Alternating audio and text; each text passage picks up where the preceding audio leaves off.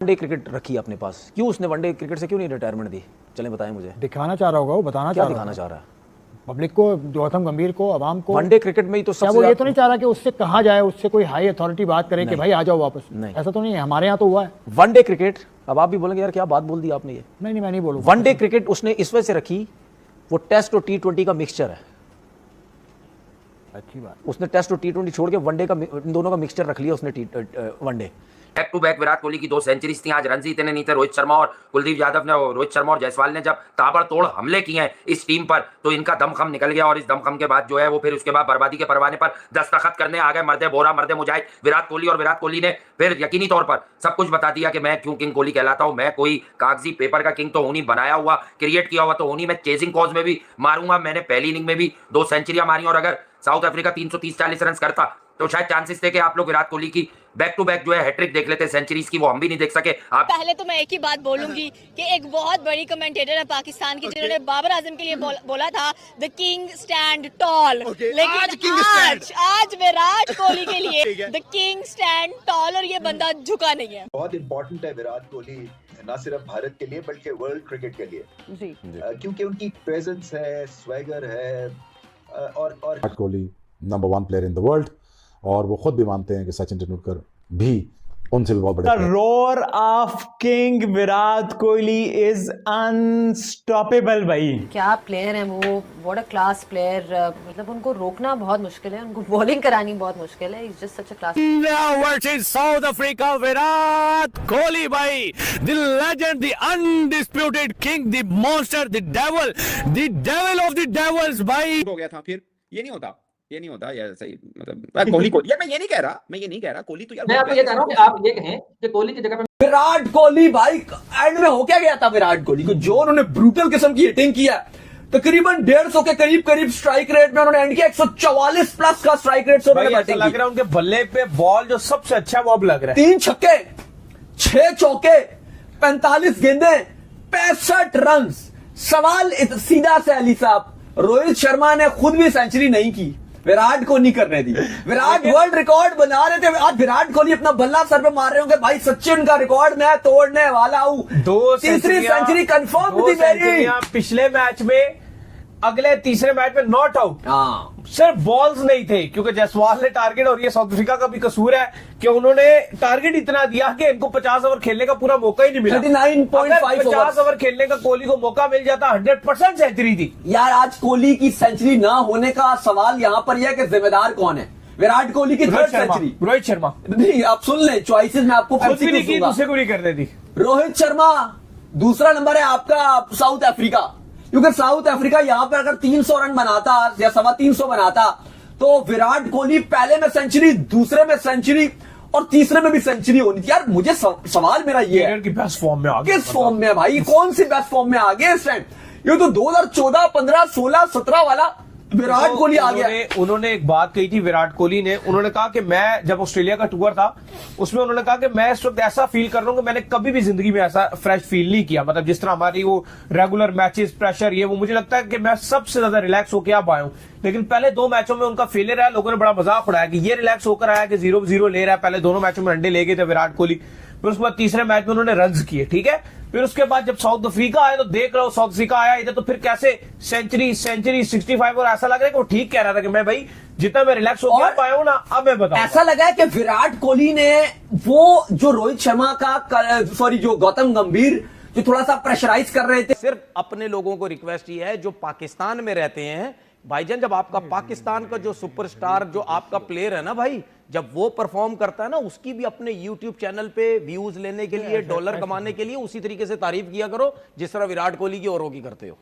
कल विराट कोहली इंडिया के साबिक कप्तान है, शानदार उन्होंने बैटिंग की, उन्होंने वनडे में 92 सेंचुरी स्कोर कर ली उन्होंने, और वो दुनिया में सबसे आगे निकल गए। सचिन तेंदुलकर को उन्होंने पीछे छोड़ दिया, तो बहुत बड़ा कारनामा है विराट कोहली के हवाले से, उस पर हम बात करेंगे। उसके अहमद साहब, पाकिस्तान के साबिक फास्ट बॉलर।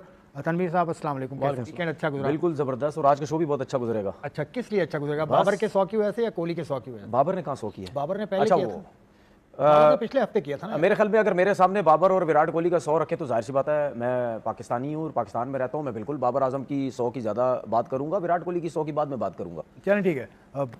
विराट को वैसे ये क्या बात की आपने, बाबर का 100 तो जिम्बाब्वे के खिलाफ था। भाई मेरी बात तो समझ नहीं आएगी ना, अभी आगे चलें फिर समझाएंगे। नहीं ये चले ठीक है, समझने के लिए सीधा बोले ना बाबर, अब मुझे यूं कि सीधा बोले बच्चों के खिलाफ 100 किया। नहीं बच्चों के खिलाफ नहीं, श्रीलंका बच्चा नहीं, मतलब श्रीलंका का 100 और साउथ अफ्रीका का 100। मैं यही तो कह रहा हूं अरसे के बाद वो वापस आया, वो शहर में रहता भी नहीं, मुल्क में नहीं रहता अपने। सही है। तो मुझे लगता है कि विराट कोहली का 100, मुझे ऐसा लगता है कि वो बड़ा 100 था। सही है, मुझे भी ऐसा लगता है कि लोगों की नजर में बच्चों के खिलाफ बाबर ने 100 नहीं बच्चों के खिलाफ नहीं, चलो खैर ये बच्चों और बड़ों की बातें। हम जाहिर सी बात है, जमाना हो गया कब से इंडिया हमारे ग्रुप में होता है, हमें तो क्लियर एक चीज नजर आती है यार, इंडिया तो आराम से हरा के चला जाएगा। उसके बावजूद आज भी लिख लें, कोई किसी से आप पूछे ना कि यार इंडिया जाएगा, वो बोलेगा इंडिया जाएगा।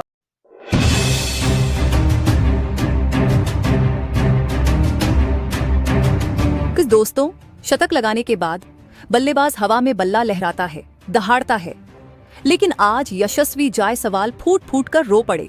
क्यों? 100 रन बनाने के बाद इस युवा शेर ने मैदान पर टेक दिए घुटने और माइक थामते ही रोहित शर्मा और विराट कोहली के लिए ऐसा क्या कह दिया जिसे सुनकर पूरा भारत रो पड़ा। देखिए, एक पानी पूरी बेचने वाले लड़के के क्रिकेट के राजकुमार बनने की सबसे इमोशनल कहानी। दोस्तों नमस्कार, स्वागत है आपका हमारे चैनल पर। क्रिकेट को हम जेंटलमैन गेम कहते हैं, लेकिन असल में ये जज्बातों का खेल है। कभी ये हमें खुशी से झूमने पर मजबूर करता है, तो कभी हमारी आंखों में आंसू ले आता है। लेकिन 6 दिसंबर 2025 को विशाखापट्टनम के मैदान पर जो हुआ, उसने क्रिकेट की परिभाषा ही बदल दी। भारत और दक्षिण अफ्रीका के बीच खेले गए तीसरे वनडे में सिर्फ रिकॉर्ड नहीं टूटे, बल्कि दिल भी जीते गए। दोस्तों, आज हम बात करेंगे उस ऐतिहासिक पल की जब भारत के युवा ओपनर यशस्वी जायसवाल ने अपने वनडे करियर का पहला और सबसे यादगार शतक जड़ा। लेकिन ये कहानी सिर्फ 100 रनों की नहीं है, ये कहानी है उस पल की जब शतक पूरा होते ही जायसवाल मैदान पर रो पड़े। ये कहानी है उस श्रद्धांजलि, ट्रिब्यूट की जो उन्होंने अपने आदर्श रोहित शर्मा और विराट कोहली को दी। आज के वीडियो में हम आपको बताएंगे कि ड्रेसिंग रूम में क्या हुआ, रोहित ने जायसवाल को गले लगाकर क्या कहा, और क्यों यह मैच भारतीय क्रिकेट के इतिहास में अमर हो गया है। तो अपनी कुर्सी की पेटी बांध लीजिए, क्योंकि यह सफर आपको भावुक कर देगा। दोस्तों, मैच की शुरुआत में माहौल तनावपूर्ण था। विशाखापट्टनम की पिच सपाट थी और दक्षिण अफ्रीका ने पहले बल्लेबाजी करते हुए भारत के सामने 271 रनों का लक्ष्य रखा था। दक्षिण अफ्रीका के स्टार विकेटकीपर बल्लेबाज क्विंटन डी कॉक ने 106 रनों की शानदार शतकीय पारी खेलकर भारतीय गेंदबाजों की नाक में दम कर दिया था। ऐसा लग रहा था कि दक्षिण अफ्रीका एक विशाल स्कोर खड़ा करेगा। दोस्तों, लेकिन तभी भारतीय गेंदबाजी में वो धार दिखी जिसके लिए हम जाने जाते हैं। स्पिन के जादूगर कुलदीप यादव और तेज गेंदबाज प्रसिद्ध कृष्णा ने मैच का पासा पलट दिया। दोनों ने 4-4 विकेट झटके और दक्षिण अफ्रीका को 270 रनों पर रोक दिया। लेकिन चुनौती अभी खत्म नहीं हुई थी। 271 रन चेस करना, वह भी निर्णायक मैच में, आसान नहीं होता। जब भारत बल्लेबाजी करने उतरा तो हर किसी की निगाहें रोहित शर्मा और युवा यशस्वी जायसवाल पर थीं। रोहित शर्मा ने 75 रनों की तूफानी पारी खेली, लेकिन जब वो 155 के स्कोर पर आउट हुए तो एक सन्नाटा छा गया। अब सारी जिम्मेदारी उस लड़के पर थी जिसने जीवन में क्रिकेट के अलावा कुछ नहीं देखा था, यशस्वी जायसवाल। जायसवाल का तूफान और भावनाओं का सैलाब, the innings and the emotion. दोस्तों, रोहित के आउट होने के बाद क्रीज पर आए विराट कोहली, एक तरफ दुनिया का सबसे अनुभवी बल्लेबाज और दूसरी तरफ अपना रास्ता बना रहा एक युवा खिलाड़ी। यहां से शुरू हुआ जायसवाल का असली खेल। उन्होंने 111 गेंदों का सामना किया और जिस परिपक्वता, मैच्योरिटी के साथ बल्लेबाजी की, उसे देखकर ऐसा लग रहा था मानो कोई 10 साल पुराना खिलाड़ी खेल रहा हो। दोस्तों, जायसवाल ने अपनी पारी में 10 शानदार चौके और एक गगनचुंबी छक्का लगाया। उन्होंने दक्षिण अफ्रीका के स्पिनरों, खासकर केशव महाराज और तबरेज शम्सी को सेट होने का कोई मौका नहीं दिया। उनका रन रेट लगातार 6 के ऊपर था।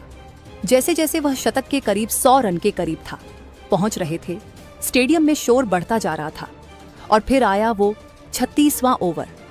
गेंद केशव महाराज के हाथ में थी, जायसवाल 99 पर थे। उन्होंने हल्के हाथों से गेंद को पुश किया और एक सिंगल चुरा लिया। दोस्तों, और फिर जो हुआ उसने सबको चौंका दिया। आमतौर पर शतक के बाद खिलाड़ी हेलमेट उतारकर हवा में उछालते हैं, एग्रेशन दिखाते हैं, लेकिन यशस्वी जायसवाल का बल्ला हवा में उठा और अगले ही पल वो घुटनों के बल जमीन पर बैठ गए। उन्होंने अपना हेलमेट नहीं उतारा, बल्कि अपने दोनों हाथों से अपना चेहरा ढक लिया। उनके कंधों को हिलते हुए साफ देखा जा सकता था। यशस्वी जायसवाल रो रहे थे। पूरा स्टेडियम जो शोर मचा रहा था अचानक शांत हो गया। हर कोई हैरान था। आखिर जीत की दहलीज पर शतक लगाने के बाद ये आंसू क्यों? दोस्तों, ये आंसू कमजोरी के नहीं थे। ये आंसू उस लंबे, कठिन और दर्दनाक सफर के थे जो मुंबई की सड़कों से शुरू होकर विशाखापट्टनम के इस मैदान तक पहुंचा था।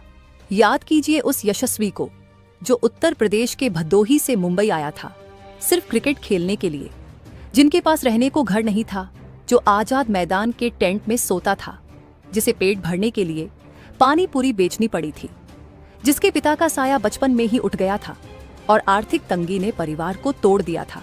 दोस्तों, जब वह घुटनों पर बैठे रो रहे थे तो शायद उन्हें वो रातें याद आ रही थी जब वो भूखे सोए थे। उन्हें वो दिन याद आ रहे थे जब उनके पास ग्लव्स खरीदने के पैसे नहीं थे। ये शतक सिर्फ एक रिकॉर्ड नहीं था, ये उस तपस्या का फल था। ये साबित कर रहा था कि अगर हौसले बुलंद हों तो एक टेंट में रहने वाला लड़का भी दुनिया के सबसे बड़े स्टेडियम में राज कर सकता है। दोस्तों, मैच के बाद प्रेजेंटेशन सेरेमनी में जो हुआ वह क्रिकेट के इतिहास का सबसे भावुक पल बन गया। जब हर्षा भोगले ने जायसवाल से उन आंसुओं का कारण पूछा तो जायसवाल ने माइक थामते ही सबसे पहले अपनी मां को याद किया। उन्होंने रुंधे गले से कहा, ये आंसू मेरी मां के संघर्ष के लिए हैं। वो गांव में रात रात भर जागती थीं, प्रार्थना करती थीं कि मेरा बेटा भूखा न सोए। आज यह शतक उनका है, मेरा नहीं। दोस्तों, लेकिन असली क्लाइमेक्स तब आया जब जायसवाल ने अपने कप्तानों और मेंटर्स की बात की। कैमरा डगआउट में बैठे रोहित शर्मा और विराट कोहली पर फोकस हुआ। दोनों की आंखों में भी नमी थी, एक गर्व था। जायसवाल ने कहा, मैं आज जो कुछ भी हूं इन दो इंसानों की वजह से हूं, रोहित भैया और विराट भैया। यह शतक मैं आप दोनों को समर्पित करता हूं। जायसवाल का पूरा बयान विस्तार से। रोहित भाई ने मुझे तब संभाला जब मैं आईपीएल में फेल हो रहा था। मुझे याद है, एक रात मैंने हार मान ली थी, मुझे लगा मेरा करियर खत्म हो गया। तब रोहित भाई का मैसेज आया, अग्रेसन दिखा पाऊंगा। आज जब मैं उनके साथ क्रीज पर था तो उन्होंने मुझसे कहा, यशस्वी, ये तेरा दिन है, इसे जी ले। मुझे लगा जैसे मेरे कंधों पर दो हाथ नहीं बल्कि दो पहाड़ हैं जो मुझे गिरने नहीं देंगे। बिना आपके मार्गदर्शन के यह शतक असंभव था। थैंक यू मेरे मेंटोर्स। दोस्तों, ये सुनकर स्टेडियम में रोहित, कोहली, यशस्वी के नारे लगने लगे। रोहित शर्मा दौड़कर मैदान पर आए और उन्होंने जायसवाल को कसकर गले लगा लिया। उन्होंने कहा, यशस्वी, तूने जो किया वो हम सबका सपना था, आज तूने हमें रुला दिया। विराट कोहली ने भी उनके कंधे पर हाथ रखा और मुस्कुराते हुए कहा, अभी तो बस शुरुआत है छोटे, अभी तो बहुत आगे जाना है। दोस्तों, जायसवाल के इस शतक और विराट कोहली के साथ उनकी 100 से अधिक रनों की साझेदारी ने भारत को आसानी से जीत दिला दी। भारत ने 271 रनों का लक्ष्य केवल 40 ओवरों में हासिल कर लिया और सीरीज 3-0 से अपने नाम कर ली, जैसा कि आपके इनपुट में है। यशस्वी जायसवाल को उनकी जुझारू और भावुक पारी के लिए मैन ऑफ द मैच चुना गया। दोस्तों, ये मैच सिर्फ एक जीत नहीं थी, ये एक संकेत था। संकेत इस बात का कि रोहित शर्मा और विराट कोहली के बाद भारतीय क्रिकेट का भविष्य सुरक्षित हाथों में है। यशस्वी जायसवाल, शुभमन गिल और रिंकू सिंह जैसे खिलाड़ी उस विरासत को आगे ले जाने के लिए तैयार हैं जिसे हमारे दिग्गजों ने बनाया है। यह शतक नई जनरेशन का उदय है। दोस्तों, यशस्वी जायसवाल की यह कहानी हमें सिखाती है कि सपने देखने वालों की कभी हार नहीं होती। उनके आंसुओं में जो सच्चाई थी, क्या उसने आपके दिल को भी छू लिया? आप हमें कमेंट करके बताइए। रोहित शर्मा की कप्तानी या विराट कोहली का एग्रेसन, यशस्वी के लिए कौन सा स्टाइल ज्यादा मददगार साबित हुआ? और क्या आपको लगता है कि जायसवाल भविष्य में तीनों फॉर्मेट के किंग बनेंगे? अगर आपको यह इमोशनल और इंस्पायरिंग वीडियो पसंद आया हो तो इसे लाइक जरूर करें, अपने दोस्तों के साथ शेयर करें और हमारे चैनल को सब्सक्राइब करके बेल आइकन दबाना न भूलें। हम ऐसे ही क्रिकेट के अनसुने और भावुक किस्से आपके लिए लाते रहेंगे। अगले वीडियो में मिलते हैं भारत बनाम इंग्लैंड टेस्ट सीरीज के प्रीव्यू के साथ। तब तक के लिए जय हिंद, जय क्रिकेट। आलोचना भी कर रहे थे कि 358 बना के मुकाबला हाथ से कैसे फिसल सकता है। शायद जो दर्शक जो काफी आलोचना भी कर रहे थे कि 358 बना के मुकाबला हाथ से कैसे फिसल सकता है, क्योंकि ब्रेविस इकलौते ऐसे बल्लेबाज है जो रफ्तार से रन बना पड़ सकते हैं, बड़े ओवर्स लगा सकते हैं। तो यहाँ पर देखिए चतुराई भरी गेंदबाजी, ऑप्शन के काफी बार उनके हिटिंग आर्क के बाहर रखा है कुलदीप ने और अक्रॉस द लाइन खेलने गए। एक वेल जज कैच रोहित शर्मा द्वारा। अगर कुलदीप यादव खुश क्योंकि एक और बार ब्रेविस को चलता किया है, एक और बता एक संकेत दे रहे थे कि करने वाले। देखिए बिल्कुल ये अक्रॉस द लाइन आड़ा शॉट खेला है और रोहित शर्मा ने पहले से दर्शाया कि वो कैच के लिए जाएंगे।